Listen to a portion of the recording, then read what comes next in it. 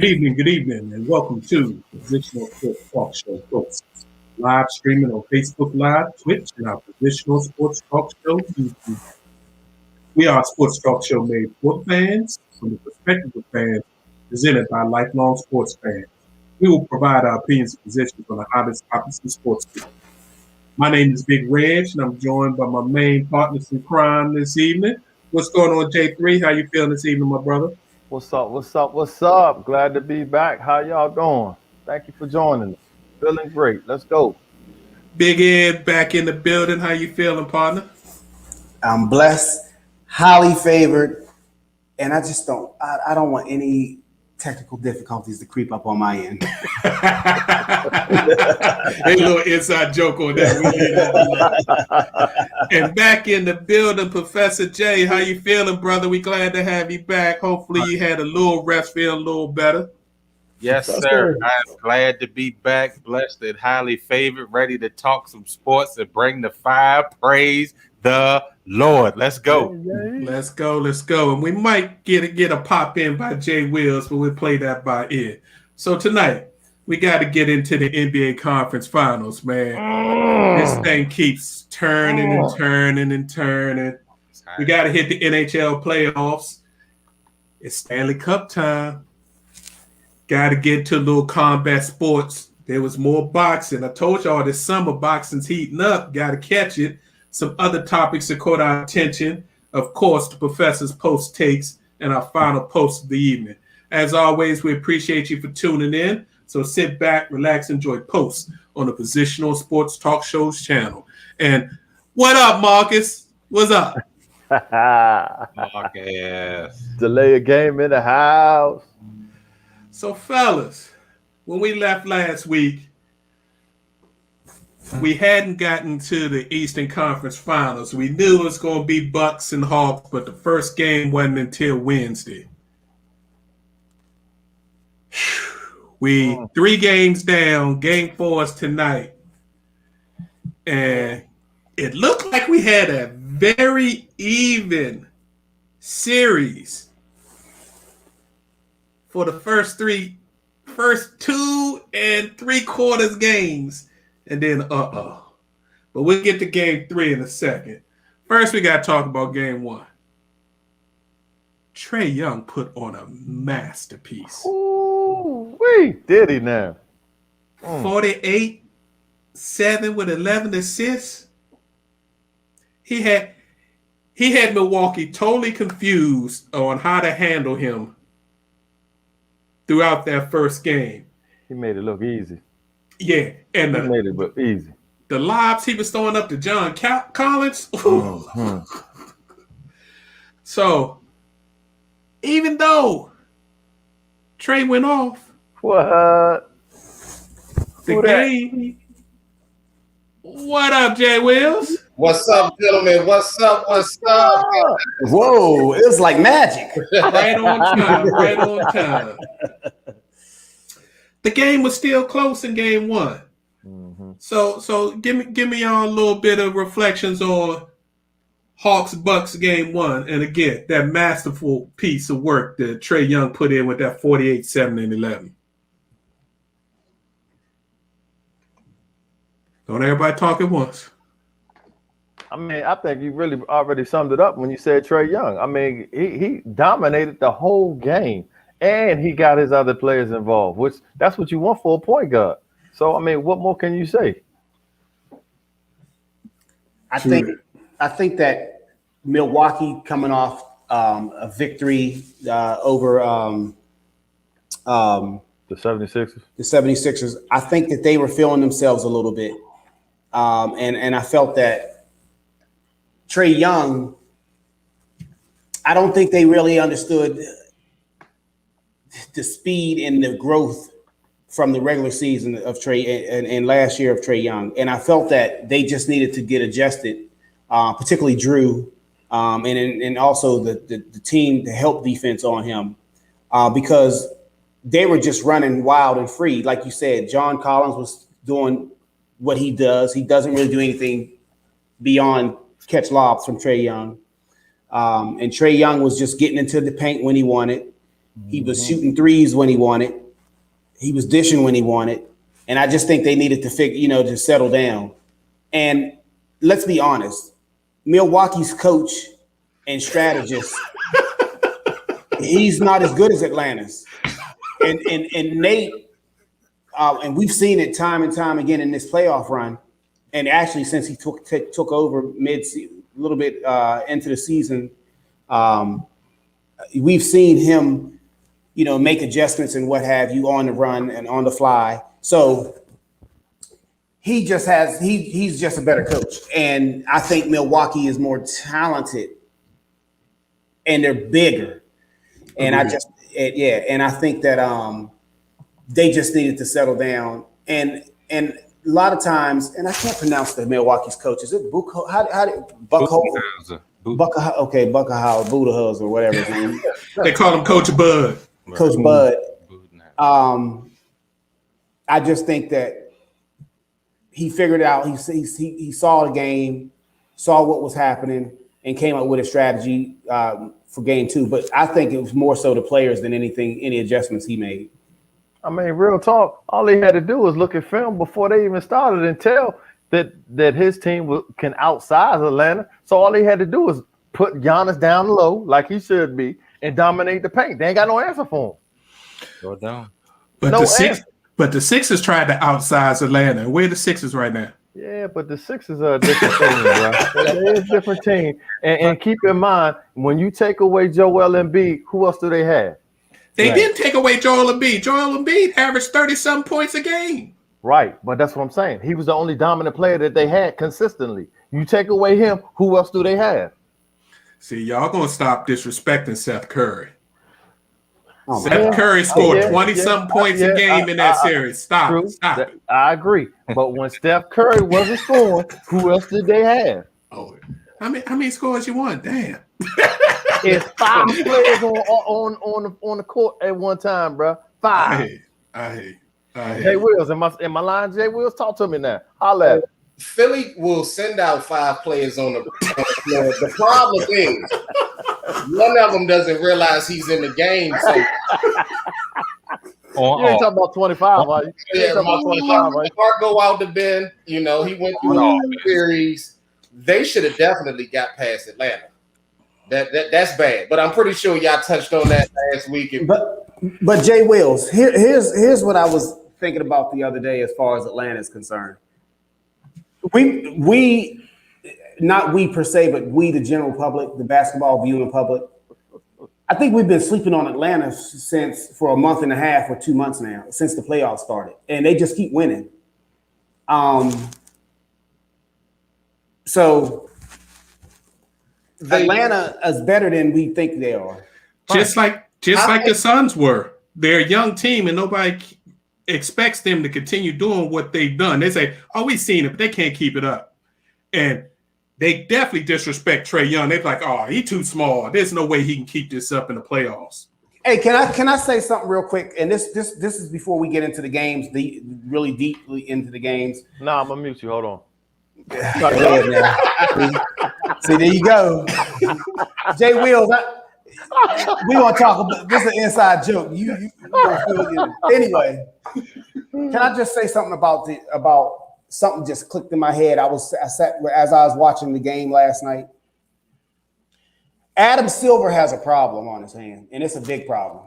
And it goes back to before he even took over as commissioner of the NBA. It goes back to probably David Stern's fault, to be honest with you.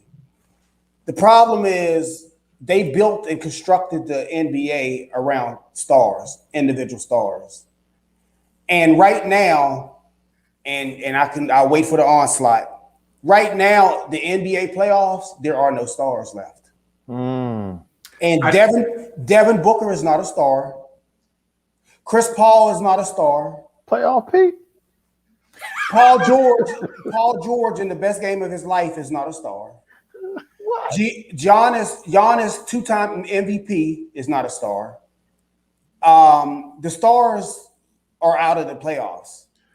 LeBron James, and I'm talking about stars. Well, you're talking about superstars. You're not talking about stars. I'm talking about okay. who the NBA is built on.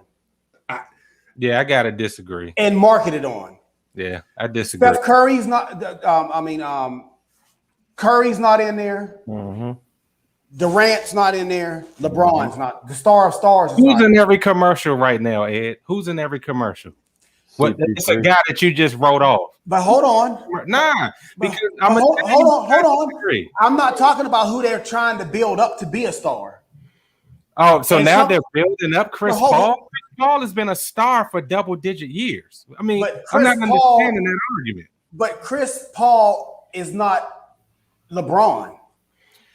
But you said Everybody, if Chris Paul walks down the street, right? if Chris Paul walks down the street, everyone's not going to recognize him. Hey, Oh, hey, that's a lie. That's a lie. Oh, He hey, would hey. recognize who he yeah, I is. don't agree with that one. His commercials and based off of his longevity as being a perennial all-star. Chris Paul is a superstar in this league. You've heard the same commentators No, say that over and over again. we know he's a superstar. Because I he didn't say- hasn't won a championship. That's the only thing that's not keeping him on that higher rung with a LeBron James or a Kevin Durant. But he is recognizable. He is a superstar. He is a player that you can market because it's being done. He's on every other commercial for State Farm that's on the air. So everybody else you said, I would agree. But with Chris Paul, he is that superstar. He is that dominating figure that everywhere he's been, he's made those teams better. That's but undeniable. I'm That's not arguing. I'm not arguing as a basketball fan that I'm just talking about as someone who just tunes in to watch a game during the playoffs or the NBA Finals. You don't watch a game to watch Chris Paul per se, unless you're a basketball lover, aficionado, and appreciate the skill level of the game. You're right. The big names aren't there, but I think that's actually better for the NBA than the old platform. And ratings are actually up this year. They are. Because you got a bunch of young players. Instead of us having a face of the league like LeBron and how they were trying to say KD was taking over, I think the NBA is going to a place where it's not going to be a face of the league. They're going to be faces of the league. And that's better for the NBA in general because you've got Luka, your boy, down in Dallas, who's obviously one of the young up-and-comers. Trae Young has now established himself through the playoffs as one of the faces of the league.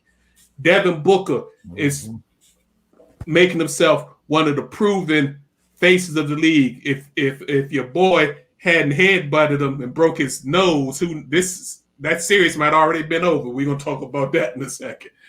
So you got Spider Mitchell. You got multiple players throughout the league, and then you're gonna have the Golden State's coming back. They've already said they get ready package their number one pick from last year and one of their number one draft picks this year and bring in another superstar. LeBron's going to be back. And as I said, he's going to have AD on a regimen. AD going to come in shape. So I think you're going to have a more healthier league, but it's not going to be if the Lakers are healthy or Brooklyn healthy, they're going to win the title. They're going to have to scrap for it. Don't forget about Clay. And to your point, I don't think the league is really going to allow it to continue this way. They're going to promote somebody to be the face of the league. Who that is, we'll find out. But I don't think they like the model where you don't have somebody that's that dominating force. I think ratings up because the casual fan, even the savant, is actually tired of seeing LeBron and KD and Steph in every single finals every year. I'm glad that we have some new blood and we actually are going to see the crowning of a new champion. But they're not polarizing figures. Like BJ just mentioned about Devin Booker. I'm not saying Devin Booker's not good. But when I look at Devin Booker, he doesn't excite me. He doesn't. I'm not going to sit. I'm not going to cancel everything I have to do and sit in front of the TV and watch Devin Booker ball out because he just doesn't do it for me. And I've been watching him since he's been in Kentucky. But look here. So I already know where you're going with this. So you don't agree with what SAS said about him being the next Kobe Bryant. Who's the next Kobe Bryant? Devin Booker. Devin Oh my gosh. Devin Booker. Yeah, that was a stretch. That was a stretch. That's what they That was a say. stretch. That's I'm not. Look, That was a wide stretch. come on, man. That's not even realistic. You know who they want the face of the league to be. Luka. Luka. No, not Luka. They want Zion to be the face of the league. Oh, he ain't got But it. he's in a terrible long place. way off. He's a long way off from that. Yeah, Long. Zion. He's So- not even in the running. I say Ja. Ja's in a small market. I know. If Ja was in New York or LA, Ja would be getting all the pub. So Ja's going to have to get into the playoffs and take a deep run before he gets his pub, because most people don't know about him because he came from a small college. He's an exciting player. Oh, yeah. Zion came in with the attention similar to LeBron. These were people that were being hyped and talked about who were already on SportsCenter, ESPN, top 10 from their high school games. So the crown goes to the individual that kind of almost walks into the league wearing it. LeBron had the same. Yes. Right. It's LeBron kind of had the same background. Everybody, they were airing his games. His games was primetime television. Right. When he was in the 10th grade on. Yeah. Since the 10th grade on, he's been a media darling. So Although Steph took his position, even though he was coming from NBA. I mean, his dad was a pretty good baller, right. but he went to Davidson. But he showed out at Davidson his last year or so. He did. showed out at Davidson, and he came in with some fanfare. But he wasn't the number one pick. But that doesn't always, matter. That's certainly. But I don't know. I just was watching the game last night, and I was just like, man, I've been enjoying these playoffs more than I did last year, the bubble, or the year before, because you really don't know who's going to win this championship. That's true. That's true. Real talk. Real talk. But Giannis, I'll stand by that. He's not a superstar. Man, y'all need to leave Giannis alone.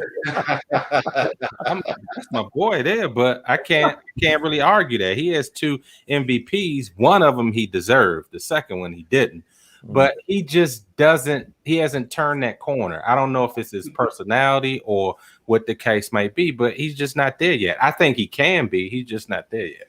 It's the way they play basketball now. Giannis tends to find himself out of position, and the teams allow it because that's just the way they play basketball. If this was the 80s, 90s, Giannis wouldn't have his butt above that free throw line. That's true. Exactly. Right. So now you got him up there setting picks, having picks, Running point.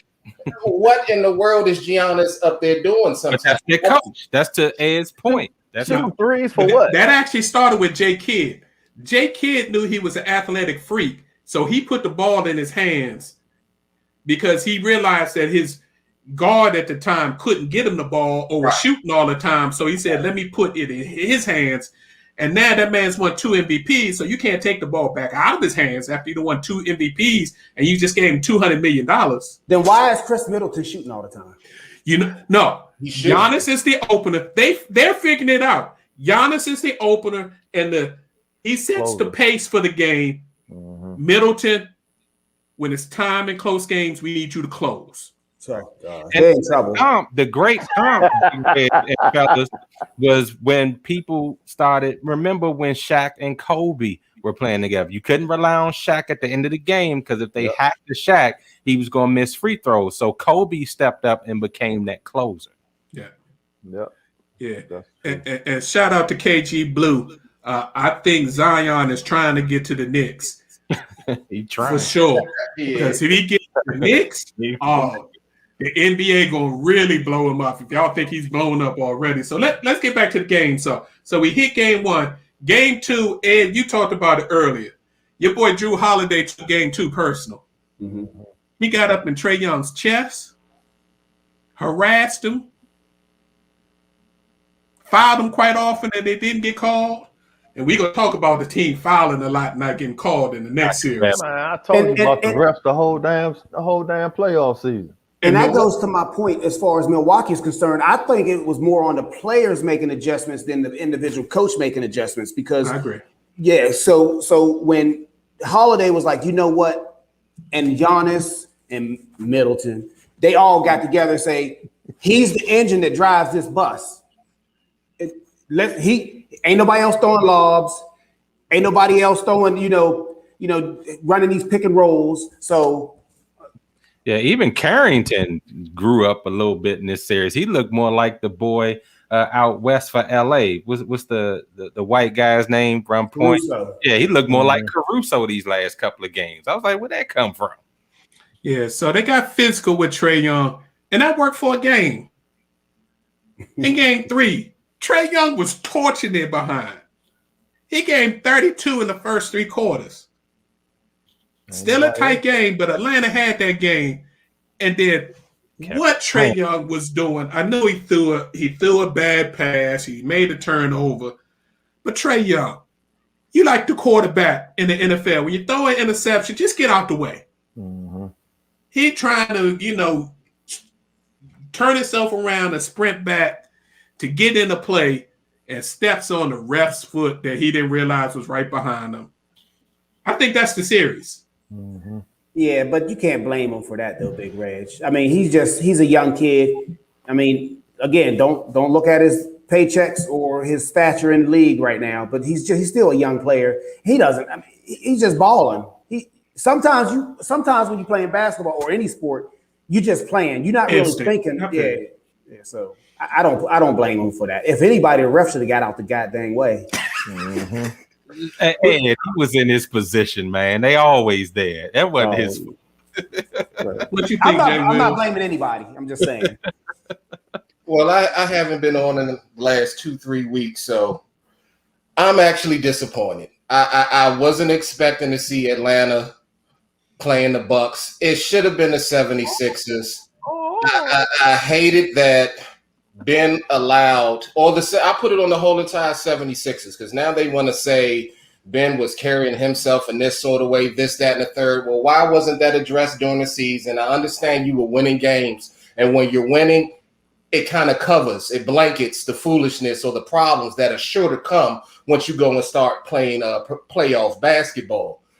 Being that they could break down and Hacker Simmons, you had all those type of issues that created themselves with Philly. It seemed like Philly imploded on themselves to me. And Trae and the Atlanta Hawks, the thing they have going for them right now is just that they're fearless. Mm-hmm. You don't know much about them, and they're not scared. They don't yet have the experience. Yeah, you got Lou Williams up there, but Lou Williams doesn't know about the deep playoff runs himself. He's experienced maybe from other people or sitting across the highway from the LA Lakers. He's seen it from that view, but he really doesn't know it for himself. So right now, I believe the Bucks are going to run away with it. Trae Young shimmied too early. You shimmied day one. Mm-hmm. When Giannis found that thing on the sideline, when he was showing the rest of them guys. When you're on the sideline reporting disrespect instead of talking about which play you want to run, it's reached another level. So they're definitely going to handle business. I expect to see Atlanta in the playoffs next year, but Bucks is definitely going to the championship, if you ask me. And please give some love to Bobby Portis. He has showed up the last couple of games. Yeah. He has been a force out there on both ends of the floor, and I certainly appreciated his energy in the last couple of games. I think they found his position for this new NBA. Now, whether he wants to play that position is a different story. Mm-hmm. He's the new NBA 5. Mm-hmm. Unless you got to play against the big man Embiid in 76ers. But almost against everybody else, he's the new NBA 5. Embiid and Ayton are the only two legit big men that you got to worry about him being too small against. Yeah, I was mad that the Wizards let him go, man. I thought they should have kept Bobby Portis. He didn't fit, though. They was trying to play him at 3 or 4. Well, no one fit with Scott Brooks. That's coaching too, right? That's coaching. That's coaching. All right. Well, we went a little long because we talked about some other things. So, Trae Young, they're not going to decide until right up to game time whether he's going to play. I think even if he plays, he's going to be limited at best. I think Milwaukee wins game 4 and then takes them out in game 5. This doesn't go any past 6 at the very most, but I think it ends in 5. What do y'all think? Having love. Right. BJ, what you smoking, man? Right. Having love. They already gave that man a gift and gave him an Olympic spot. Oh, my goodness. Who? Wow. Kevin Love. What Olympics? The Olympics that start next month. Oh my gosh. Mm. Oh, that's worse than Christian Laettner being on a dream team. Thank you. That's That's- nonsense. That's diversity, y'all. Y'all got to see past that. Oh, That's here go diversity. J3. That's talking. diversity. Oh, go ahead with that, man. He done had that training. That's more like privilege. Y'all wrong for that. That's Oh, diversity. man. Y'all don't understand. I know Right, you're right. right. Now that part, you're right. So anybody got Atlanta taking this to 7? Hell yeah. Let's see. No. Let's go. No. Oh. It all depends on Trae Young's ankle. I mean, he is 21? Is he 21 yet? 22, I think. Okay, At the so most, yeah. they, when everybody heals fast when they 22, so he might be okay. He playing. Yeah. But he got he got that Steph Curry syndrome where he came in with bad ankles and continues to have. But we'll see. We'll see. All right, let's move on to the Western Conference Finals. Chris Paul didn't play in game 1. We talked about that last week. Didn't play in game 2. But the man that I mentioned near the end of the show continued to make himself money. Cameron Payne balled out in game 2, dropping 29 and 9. DeAndre Ayton, they couldn't do anything with him. Up 2-0. Looked like this series was over, like I said. Then you get game 3. You got Chris Paul coming back. And that actually threw the Suns out of rhythm. It did. Mm-hmm. And then in the very beginning of the game, Peyton sprains his ankle. Yeah. And then your boy, what's up with Patrick Beverly, man? Somebody got to punch him in his face. I'm sorry. I don't mean to promote violence. Patrick Beverly is being the pest that they need to throw their team off. That's exactly why he's on the floor. That's exactly why he's on the floor. I'm not advocating violence, but he need to catch a hard blow or punch dead in the jaw because he get up at people. Right. Yeah, Exactly. Exactly. That'll get him off of you because you can't keep having that. He broke the man's nose in 3 places and then act like it was Devin Booker's fault. That wasn't intentional, bro. He playing ball hard like he's supposed to. Okay. He ain't no prima donna. He a baller. He play defense. Remember, this is the same guy that had your boy Westbrook injured Westbrook twice. Okay. The same dude. He plays aggressive. The same dude. He plays aggressive. Okay. You need that in the game. Now I agree with J3 on a couple levels. It's playoff basketball. You need to protect yourself at all times. We ain't boxing. We playing basketball. No. These are grown men, though, Big Raz. This is a big boy sport. This ain't being cute. That's right. Because even the superstars, Kobe, he was marketable. He was on every magazine in the world at some point in time, I'm sure, all over TV. And he was a nice, handsome young guy, handsome guy. But he was that dog. Kobe was that dog. He will get in your face. Oh, Patrick Beverly, you want to play me like that? Okay, bam, you get one of these too. Right. If Devin Booker, if he ain't hard, if he ain't built like that, well, maybe he need to be built like that. Chris Paul's built like that. Where you at, Professor J? I'm shouting out Chris Paul. Oh man.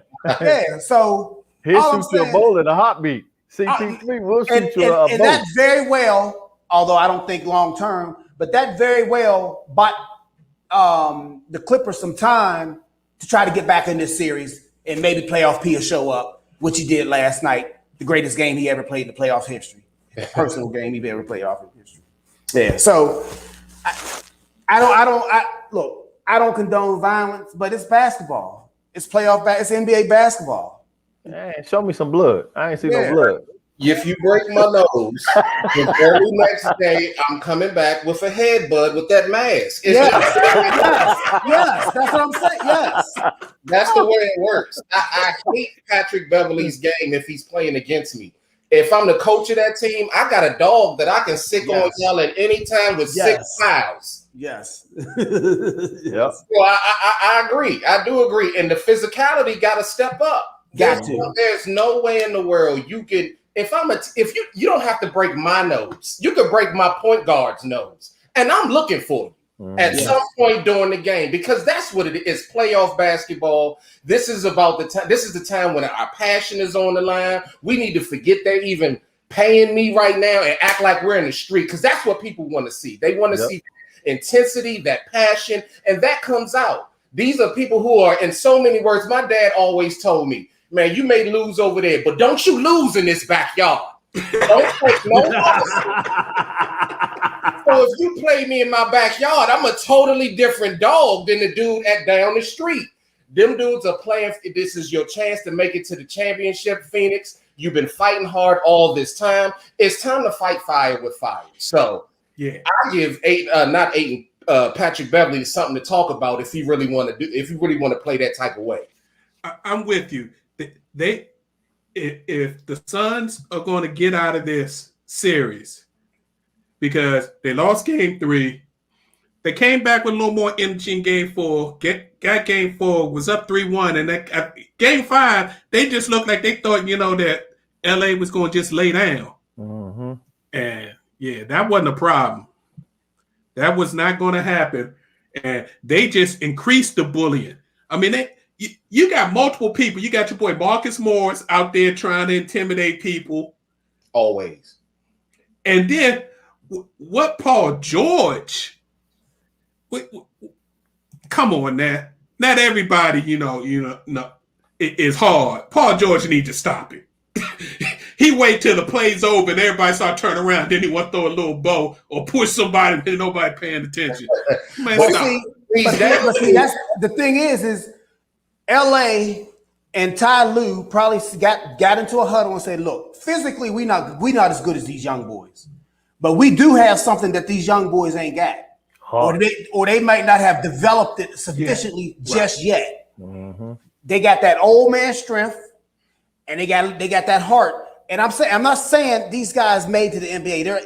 I'm not saying they don't have heart. It just ain't conditioned properly just yet. Right. And they might need to go through have a little grit, sandpaper rub against them in order to roughen them up just a touch.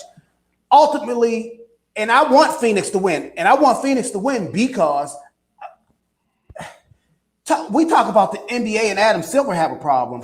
The Lakers have a serious problem because they couldn't beat Phoenix. And the way LA was beating them up the other day, I was like, LA Clippers. I was getting ready to say San Diego Clippers. Right. Mm-hmm. The way LA Clippers was beating them up the other day, I was like, what's wrong with the Lakers got I know this ain't about the Lakers, but the Lakers got a long way to go, man. They got a long way to go. Lakers definitely were banged up. They should have been there, as well as Brooklyn should be still playing. I felt like they were kind of banged up. But I agree with your point about Phoenix. DeAndre Ayton, you're a very great guy. You smile, you look happy all the time. You're going to have to get angry. Mm-hmm. Devin Booker. CP knows what it is. The Clippers naturally know what it is because they have a few more veterans, and they've been kicked all over the floor the last 3 or 4 years. Mm-hmm. They're hot. They're frustrated. You know what it is to line up against another team. It's one thing for them to be a great basketball team. It's another thing for them to be a great basketball team, and they're angry. And they got a chip on their shoulder. They are going to have to get physical. Honestly, if I was the coach, I need a technical foul first quarter. Yes. Set the tone. That's right. Assistant coach get kicked out. Now, I think Chris Paul would do that, Jay Wills, but he's so valuable to that team that he can't show off like that. But he would do it. I want Booker to get a technical foul on Patrick Beverley. It sends a mental sign to your team that if y'all want to get dirty, we can get dirty. He ain't built like that yet. He ain't built like that. I don't think the time is now. And you're right. And this is what the playoffs built like that. Right. I think it's possible. I think it's possible because now they done hit you in your nose, bro. They done broke your nose. Right. What else you want them to do to you? What else you know what I'm saying? They done broke your nose. There's no way in the world. You want my wallet too? This is rivalry. And you know what it is? It's the mental part, and that's what makes the playoffs so impressive to me because it's more than just basketball. Guarantee you me, CP3 is sharing these outlook with his team. But if you look at the Clippers, you got Reggie Jackson. Yep. You got Rondo. You got Beverly. Right. Morris. What is that? Marquise? No, yeah, Marcus. That's Marcus. You got Marcus. You got people that they know how to do it. Yeah. Even Boogie Cousins came in and laid a couple of hardwood. Yes, sir. Yes, sir. Boogie's got a long string of history of outlaw play. So yeah, but if they don't match their intensity and effort at the beginning of Game 6, they will be going back to Phoenix for Game 7. And if that happens, I think Chris Paul is going to have another sad story to add to his collection.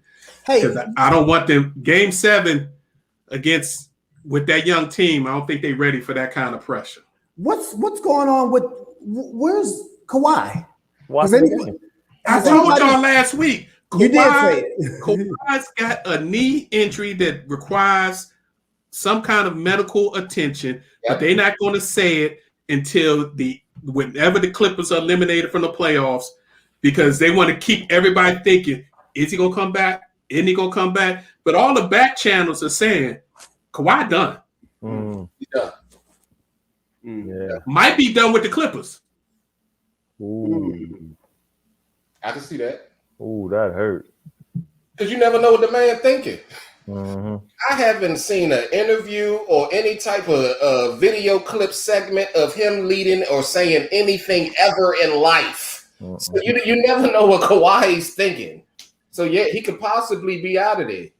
But I think mean, the Clip- when you're not even on the bench, right. you up in the box with your family, Mm-hmm. half paying attention to the game. I tell you everything you know. And he says he's going to opt out of his contract. He's going to do the Kevin Durant, injured or not.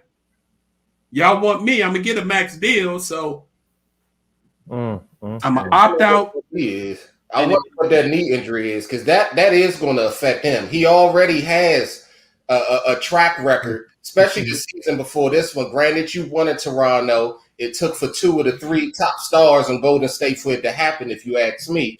But they were spacing you out, making sure you weren't playing back-to-backs. You ran into a little bit of that during this small season as well. Remember, it was knocked down to 72 games, so you didn't even have to play as many games this season anyway. So, and then on top of that, you now have a season-ending playoff injury. My thoughts may change towards Kawhi if I'm a GM. Yeah. But the one thing is, the Clippers won't say anything because their hands are tied. They witnessed how Popovich and the Spurs, Exactly. Was putting out all this information about and that's how that relationship went south. Quick, fast, and hurry. Allegedly, and the Clippers are not going to say jack crap. They're not going to say nothing about Kawhi's injury. They're not going to say nothing about Kawhi, the person. It's just like he doesn't exist, and that's how Kawhi wants it. And don't forget, Ballmer just spent almost $1 billion buying the old Forum property to build the Clippers their own arena, so they can get out of Staples Center. You think he wants to go into trying to build a brand new arena with Paul George as your main guy? No. Paul George hasn't looked good to you all lately. I almost changed his name. I call him Vaccine P.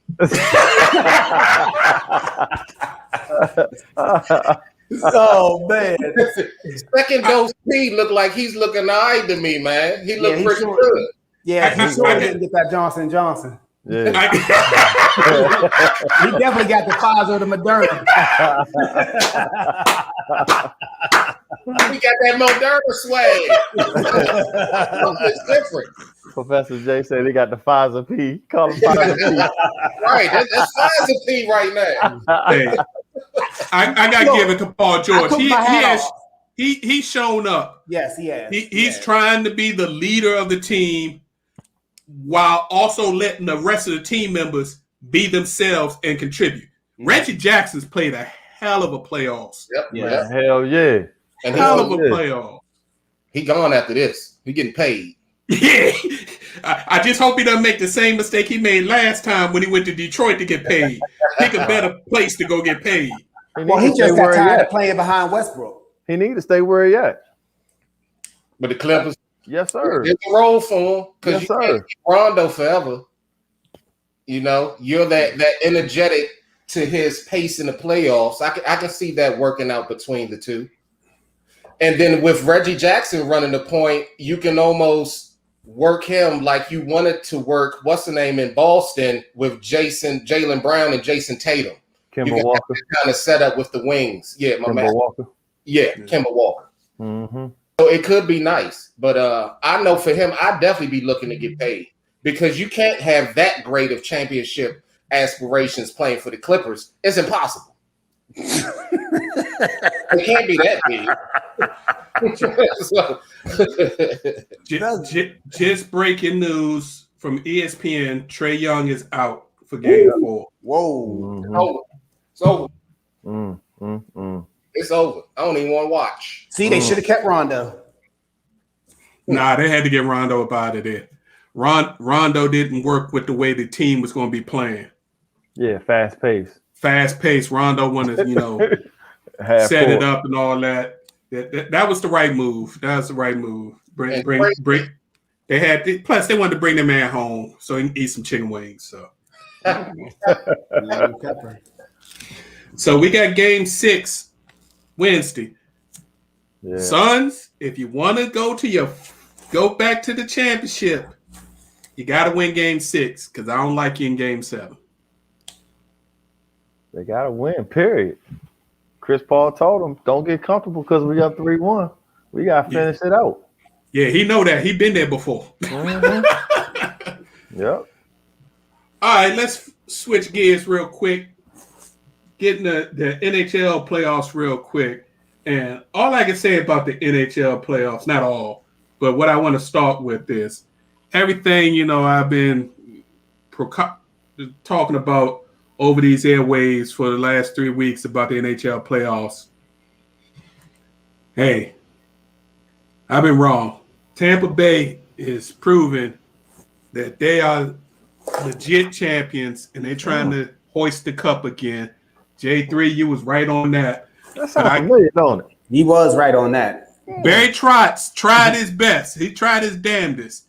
The Islanders won Game 6 and then took him to overtime in Game 7. And it was, anybody could win. Mm-hmm. But when you got a goalie that can shut out a team in the playoffs, it's tough. It's tough. So congratulations to Tampa Bay Lightning for beating the New York Islanders 4-3 and making it back to defend their Stanley Cup championship. And then, Montreal beating Vegas 4-2. Vegas ain't won it bad enough. Nah, they gonna fire their coach. Their coach gonna get fired this summer. They started playing with the goalies. That was it. That threw that team off, and the rest is history. Mm-hmm. So last night I watched the part of the Lightning Montreal Game 1. Have you ever seen a game where you can just watching, you can immediately see, oh damn, that team's way better than the other team. Mm-hmm. This is the Stanley Cup Finals. I mean, Tampa Bay is loaded. So Montreal is got to muck up this series and make it a physical series. If they let the Lightning skate around the way they did in Game 1, this might be Tampa Bay in 4, Cup number 2. Wow. That's how bad it was. It was a 5-1 win, and the only way that Montreal scored, they had to shoot a shot. It ricocheted not off one defensive man's skate and bounced to like a 30-degree angle, then hit another defensive man's skate and bounced back at a 40-degree angle into the net. That's how they scored that one goal. Other than that, they shut them down. Man, I on told you the Lightning defense. gonna win this. I told you. Tampa So, Bay. But See- go ahead, Ed, because everything see- I've said has been wrong. So, Well, no, I was wrong about Tampa, but I should. If you really if you watch hockey and if you pay attention to like, so first of all, in hockey in the hockey world in NHL, it's not uncommon for teams to repeat. That's not uncommon. But and if you look at the season that they had a pretty decent season, not great, but they had actually they did have a pretty decent regular season. But they weren't the favorites heading into the playoffs, which is surprising because they were the defending champions. But two of their starters didn't play all year. But once they got back into those playoffs, Big Reg, something clicked. It took about 3 games. By that third game, they've been the most dominant team that in these NHL playoffs. But no one really took notice of them until, well, you did, J3, but no one really took notice of them until maybe the last round. I feel you. But again, 2 of their starters, including their captain, didn't play all season. And then showed up to play this beginning of the playoffs. And it's like you said, it took them 2 or 3 games to get back in the flow. But now they're like, oh, we back to where we was last year. Now that we got our boys back. We just had to get through the season to get to the playoffs and get them healthy again. I've never seen something like that. That's just like the Lakers. If the Lakers would have sat AD down for the last half of the season and just told AD just come back when the playoffs start. That's like Kawhi Leonard's dream. I'll see y'all in the playoffs. Y'all just get there, and I bring us home. That's the new load management. Right. Oh, that's load management to the umpteenth level. I mean, these dudes are playing like they ain't miss a beat. And even in the Islander series, their captain got checked in the back early in Game 6. Left. The Islanders win that game. Game 7, he showed back up like no problem. I'm back. So for you puckheads out there, enjoy. I think we're gonna have a short series, but then again, all it takes is a hot goalie or for the Canadiens to muck it up because Montreal is one of the original founding members of the NHL. So storied franchise. The Canadian team has not won the cup in like 30 plus years. It's gonna be 30 something after this. Just add another year to that. So they got opportunities. Who knows? Maybe we'll get to Game 7 in the cup, and then we'll have to, have all y'all over and watch that because ain't nothing like hockey Game 7 for the cup. So you better play in a Game 6.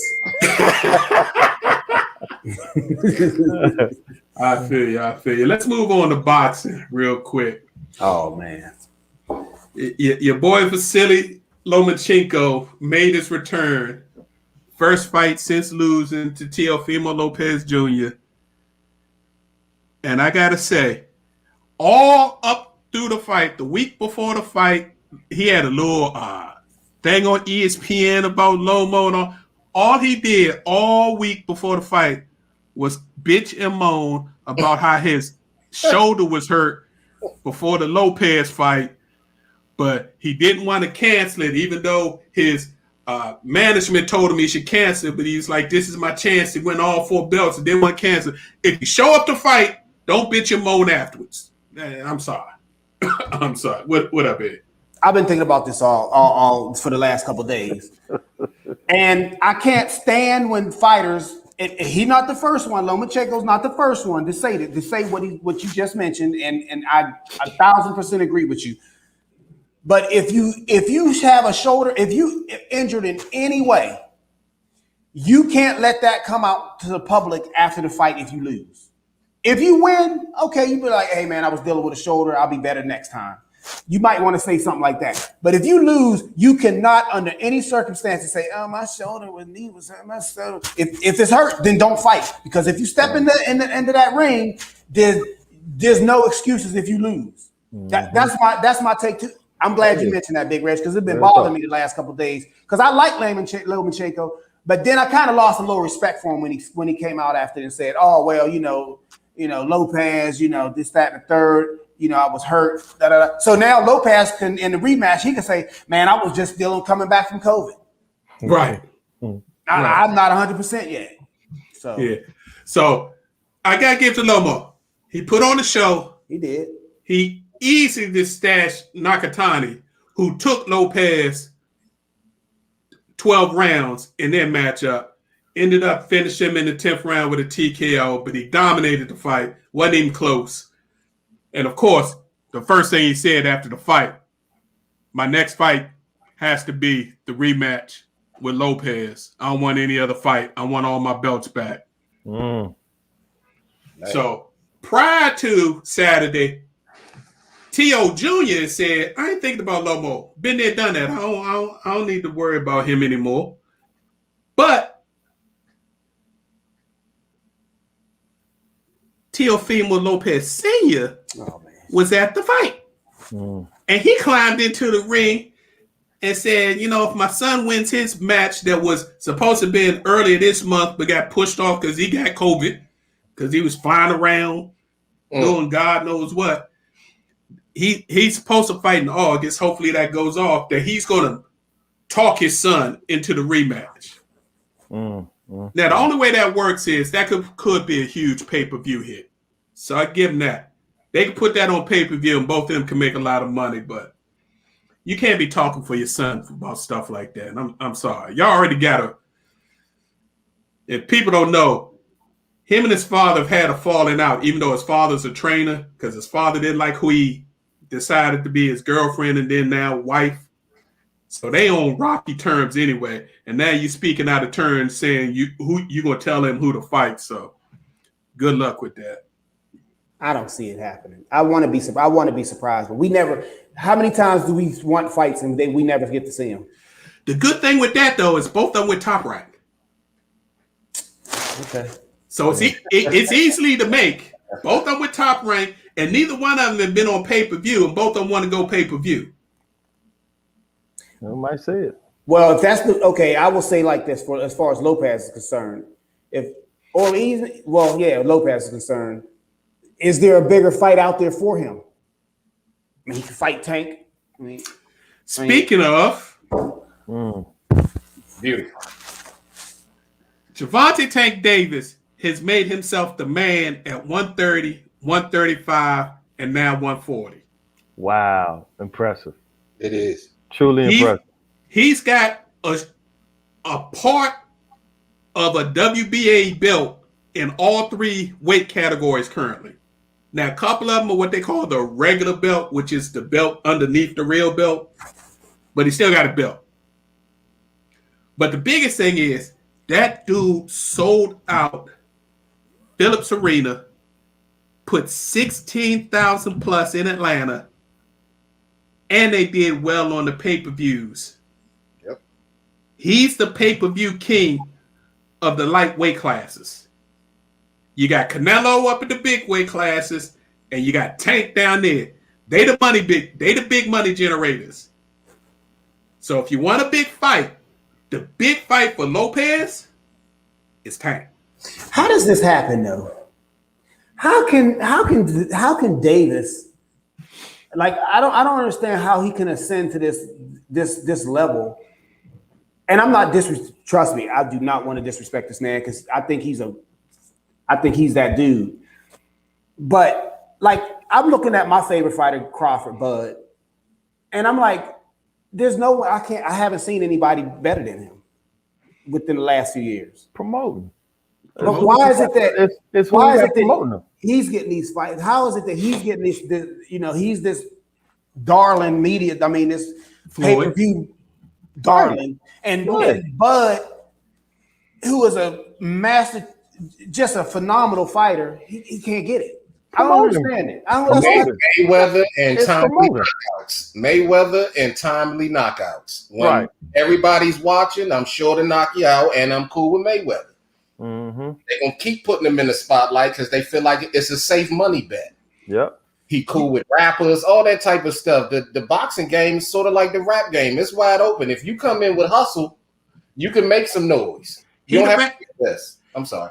Even though both him and Bud are bad boys and came from rough things, Bud is the family man. Bud was fighting to win the championships and then take his whole family out to Sizzler and his team, and they'd eat Sizzler in Omaha. Mm-hmm. Tank going to the clubs, turning it up with bottle service. So everybody loved Tank. Tank then had his issues with domestic violence stuff and all. So he's the bad boy. And he's exploiting that, and Floyd is showing him how to exploit that. Mm-hmm. Floyd got PBC to put Tank on pay-per-view where Lomachenko and Lopez have still yet to fight on pay-per-view. That's crazy. See, that's what I'm saying. Floyd got him like what was the other dude that was under him and just started messing up? Broner. He's a new version of Broner. But he's a better fighter than Broner. Much better fighter. He is, but I'm telling you, he's going down the same road as Broner is. Yeah. And winning. And making mad money in the process. And talking about the fight. So the fight, you got Tank going from 130. His last fight was at 130 up to 140. He's probably legitimately a 135 pounder, which is probably his best weight class. But he goes up to 140, fighting Barrios, who's undefeated. This ain't no bum. This kid is undefeated, and Top Rank's billing him to go after the top guys at 140. This guy's knocked out all but 3 of his opponents. And Tank just hunted this dude. I've never seen anything like it from a shorter guy. Yes, you have. He just... Yes, you have. Mike Tyson. Mike Tyson would jump on a guy early. Right, but I'm saying as far as physique and size wise, Mike Tyson was always undersized than the other fighters. I he give just you had that. more heart and could outbox you. Tank took the first 4 rounds. He said, I had to figure the guy out. And he literally stood in front of the guy, kept walking forward, ducked a few punches, barely threw any punches for 4 rounds just to get his pace and to feel his power. That's Floyd. Then he started letting his punches go in the 5th. That's Floyd. That's Floyd right there. 8th, knocked him down twice, almost knocked him out, and finished him in the 10th. Mm-hmm. I mean, that's scary. But This do guy you had think- him for 5 inches, had 7 inches in reach, and got stalked like he was a deer, and the lion was stalking him. Do you think Tank needs to settle in at 135 or 140? I don't think you need to go up. I think you need to maintain between 130 135. I agree with you, J3. What about you guys? What do you think, Jay Wilson, Big Revs? What do you think? 130, 135. Stay around there. He could That's dominate what biggest that. fights are. Right. You got Shakur Stevens that just moved up to 130. So that's a huge fight if he wants to make that. And then, like you said, at 135, you got a bunch of guys. You got Lopez, Tank against Loma. That would be a very interesting fight. You got the classical boxer with the foot speed against the big puncher. Can Tank catch him? Can Lomo take that shot? And can Lomo take the shot if he gets caught? So there's some interesting fights. But he knows. He's like, I'm the man. I don't care who got what belt. I'm the pay-per-view man now in these weight classes. So if they want to make the big fights, they got to come see me, and I'm the A side.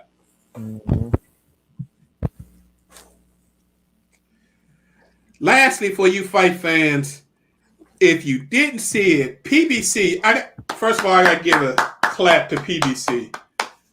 For years, PBC has basically been showing fight cards where they have one good fight, and it's probably the main fight if we're lucky, and the rest of them be dogs.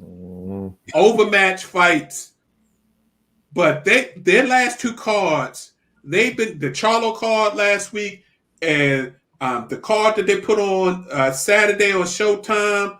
I mean, the fight between Erickson Lubin and Jason Rosario was a good fight. Rosario was dictating that fight, and Lubin caught him with a left hook, and oh my. Say night night. Oh my.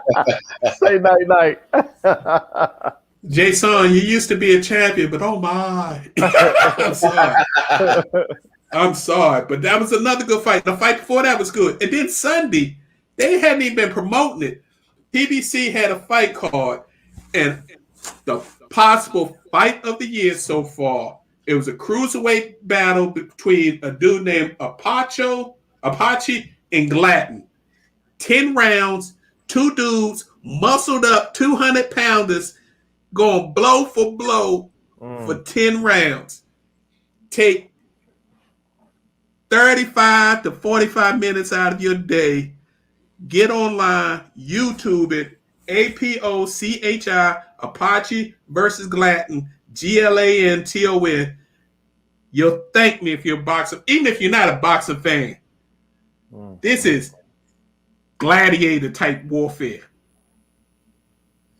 with two big muscle bound dudes. So enjoy yourself. Thank me later. Last but not least, we're going to possibly miss out on another big fight, fellas. Uh-oh. Did y'all hear your boy Manny Pacquiao's getting sued? You know, he was trying to get that last big payday and said he was going to fight Big Bad Earl Spence in August. Well, Paradigm Sports Management says, oh, not so fast, Manny. You have a contract with us that you haven't fulfilled. Uh-oh. See, that's what I'm saying. So now they're trying to put an injunction to stop this fight in August while it gets worked out of who Manny has contractual rights with right now. So that Spence Pacquiao fight is in jeopardy, and we'll keep you up to date on if it happens or not. But this might be the second fight within 6 weeks. Big fights that get canceled because of promotional situations. Man. Messes up the game. Messes up the game. Boxing just, again, they need Order now. and it's not going to happen, but it's sad. The only way boxing gets cleaned up is if the federal mandates that, and they don't want to get involved in it.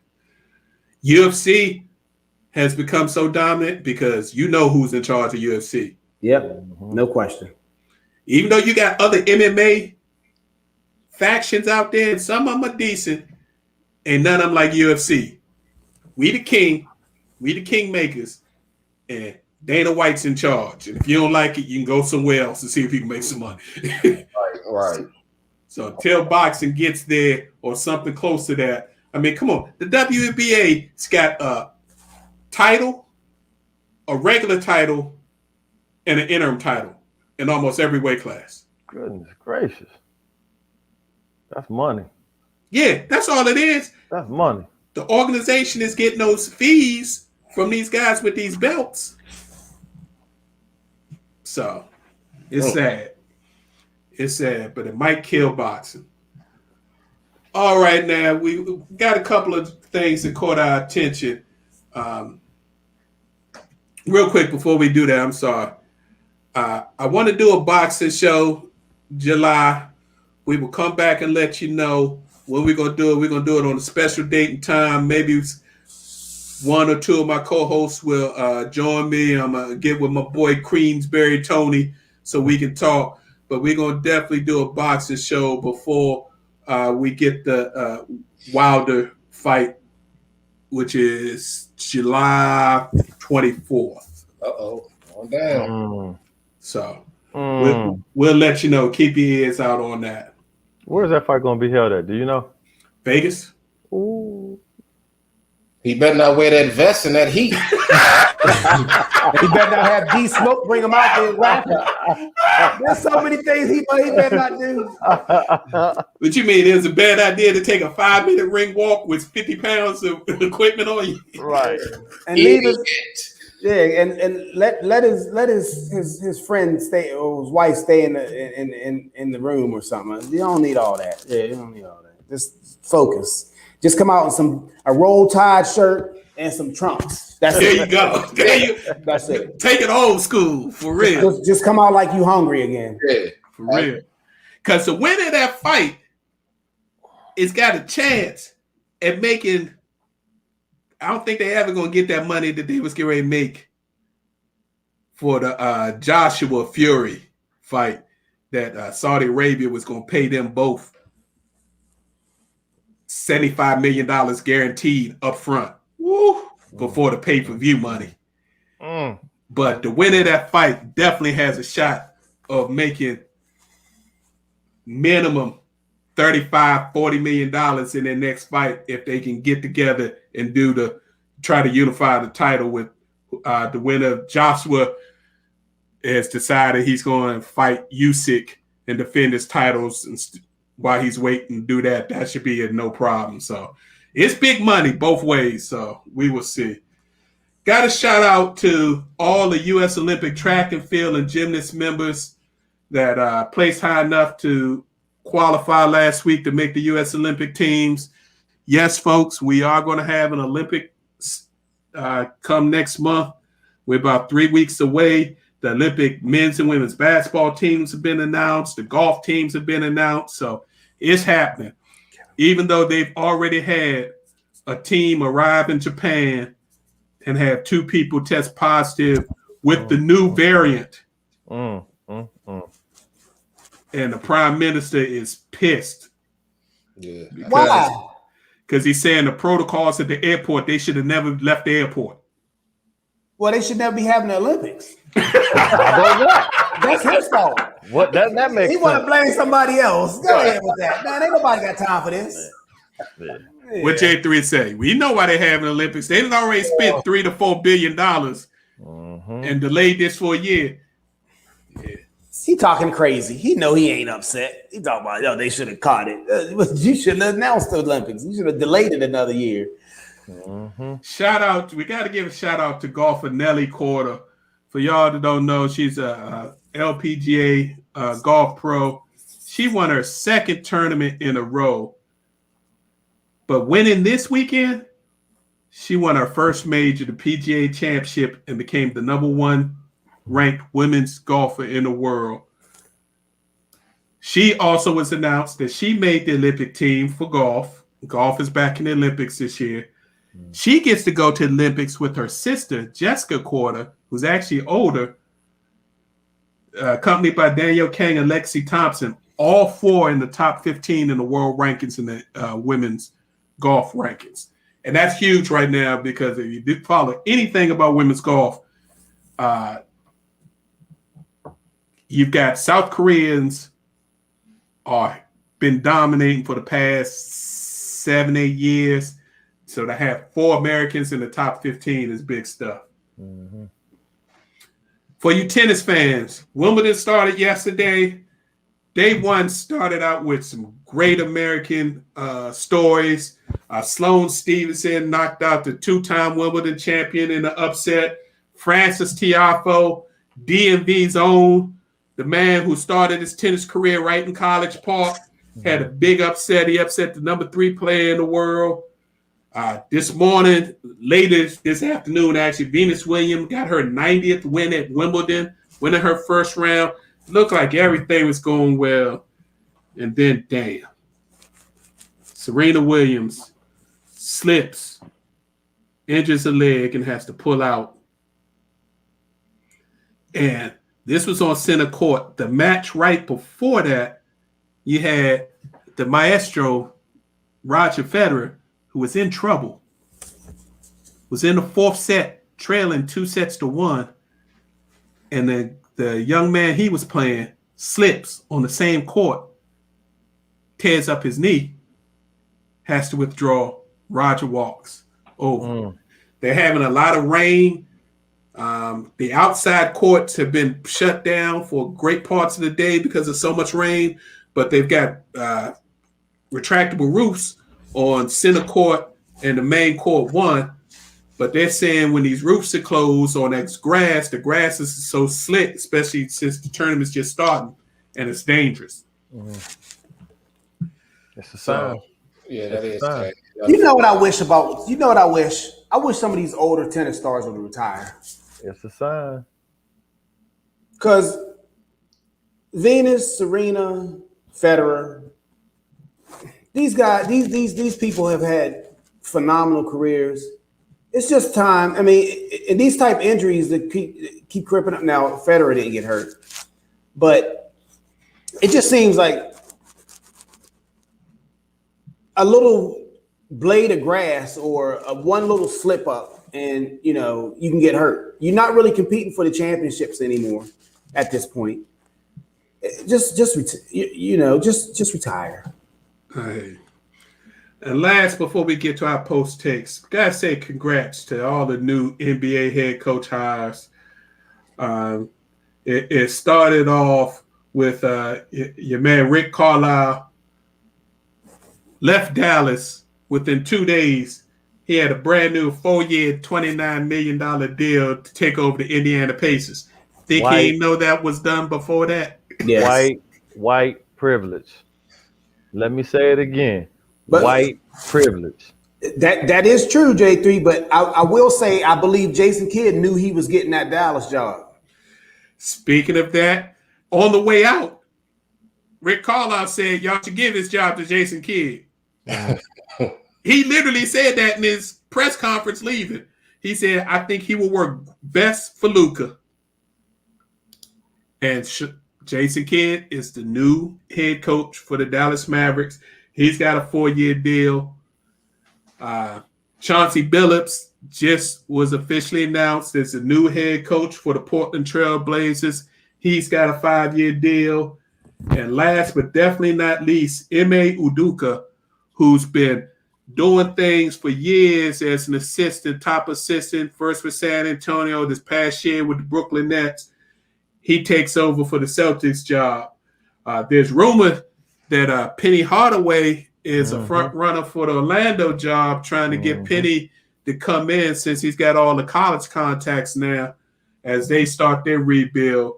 So that leaves you with the New Orleans Pelicans, Washington Wizards, and the Atlanta Hawks, possibly still without an official head coach. And that Atlanta Hawks thing is real interesting to me, how they haven't taken care of that already. Maybe they get Darryl Walker to coach the Wizards.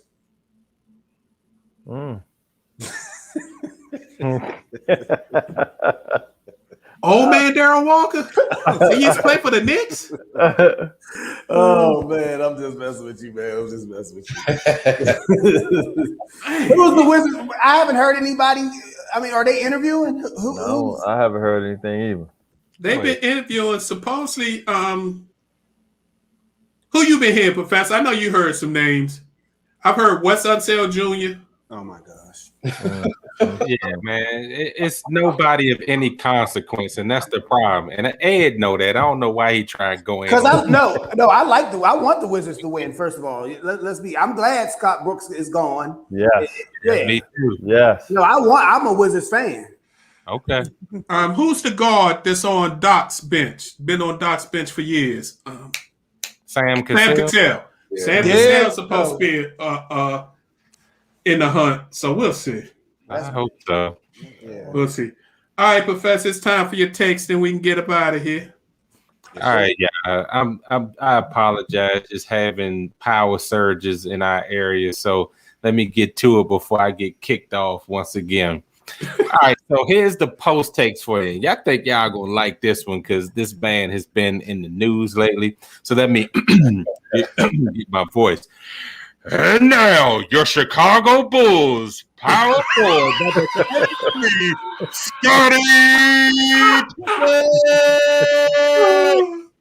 All right, Scottie Pippen has had enough, and we need to know that they need to put some respect on his name. He wasn't Robin to Michael's Batman. He was more like his own superhero in an equally important partnership. See Justice League, X-Men, or Avengers. Scotty has been quiet for far too long and wants people to understand that he pushed Mike just as hard as Mike pushed him, and that he is more than the vital part of those championships and was a leader in his own right. He is called Charles Barkley fat, raved about LeBron James, scoffed at Kevin Durant's lack of ability to make a team better, called Phil Jackson out as a racially motivated coach, says leave Ben Simmons alone, and unapologetically says that he has arrived to tell the story right. It is a fact that Pippen only missed the playoffs once in his 17-year career without MJ and with MJ, and that was in 2004. He has made the playoffs a stunning 16 times in a row. Pippen retired from the NBA in 2004, but was not done with basketball. He actually played a few seasons with the Sundsvall Dragons in Sweden and hung up the sneakers in 2008. Pippen knows that he has been underappreciated and underrated. He is still the only NBA player in history to have won an NBA title and Olympic gold medal in the same year twice, in 1992 and 1996. People tend to forget that he was an original Dream Team member and among the NBA's top 50 list.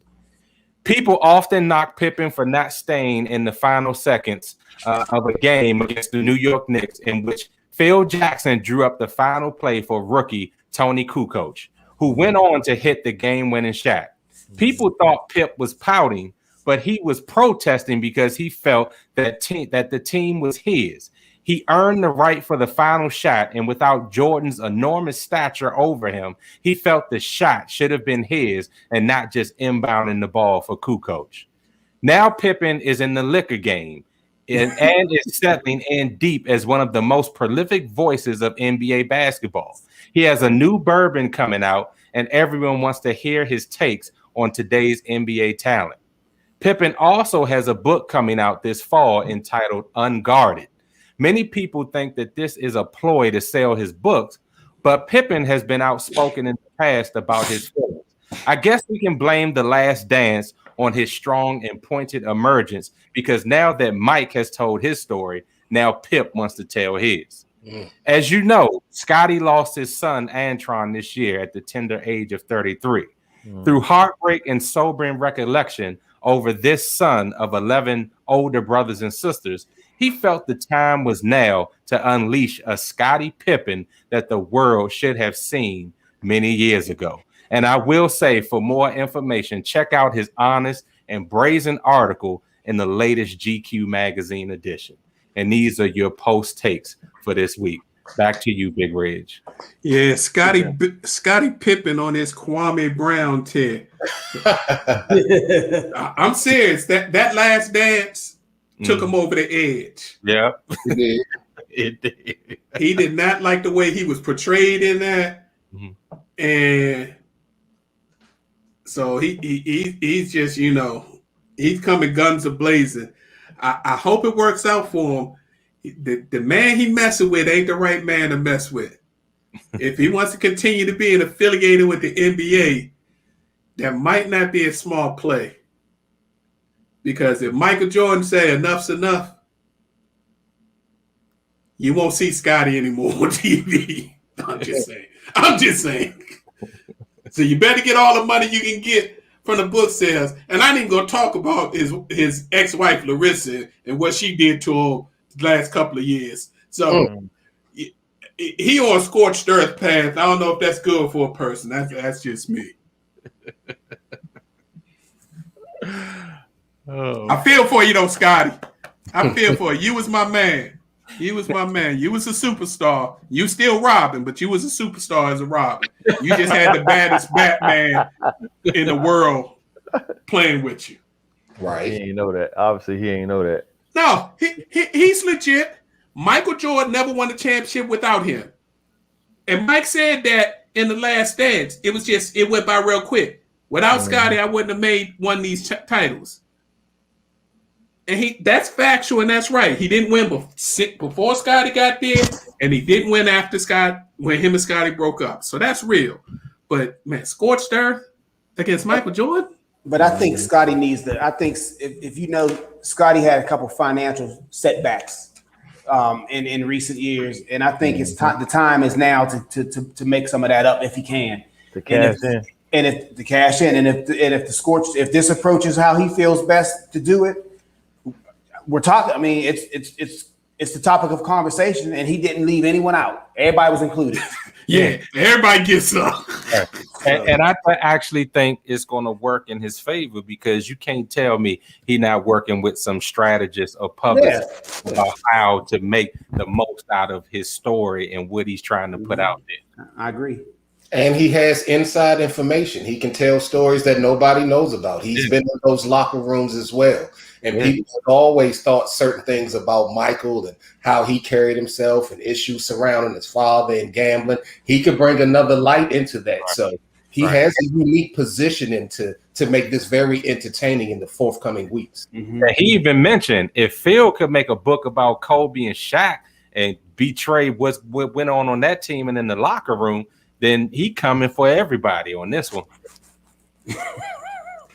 Yeah. How many people who's wrote a tell-all book have you heard from after that tell-all book stopped being hot? Jose Canseco. Old Scotty Pip. So, good luck with that, Scotty. I appreciate it. I might have to get that book. I'm gonna get it. I'm gonna let one of y'all get it, then I'll borrow it. I'll be first in line. Number 33. All right. Well, it's time for us to get out of here. As usual, we'd like to thank you all for tuning in and listening.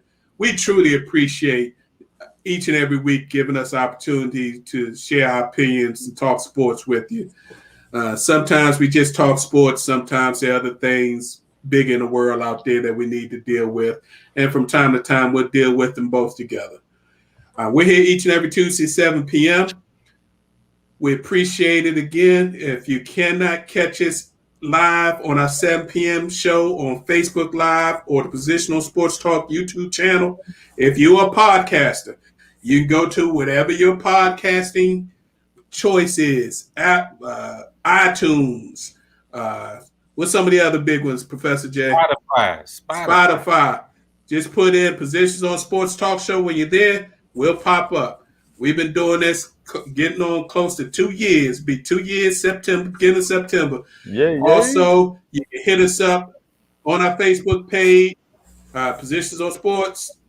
You can hit us at Positions on SPO1 on Twitter. We'd love to hear from you. And please, if you think we're doing a good job, let your friends, family members, and social media network know. We greatly appreciate it. If you think of ways we can improve the show, hit us up. We'd love to hear that too. We will be back each and every week, Saturday, Tuesday, 7 p.m. But before we get out of here, we got to get our final post of the evening. J3, what you got for me? Everybody stay safe. The temperature is up. Stay hydrated and Godspeed. Professor, what you got for us? Yeah, I just want to reiterate, because I was almost near tears right along with her. Serena Williams, get well. Certainly a legend that's pretty much at the end, right before our very eyes. But we certainly don't want her to go out that way. But we love her. And everything she's meant to the sport, to us and to all that she has inspired. Just get well soon. God bless you. Good point. Jay Wills. Just happy to be here, getting ready to check out this next game we got, playoff game, and hoping to have a wonderful game. Ed.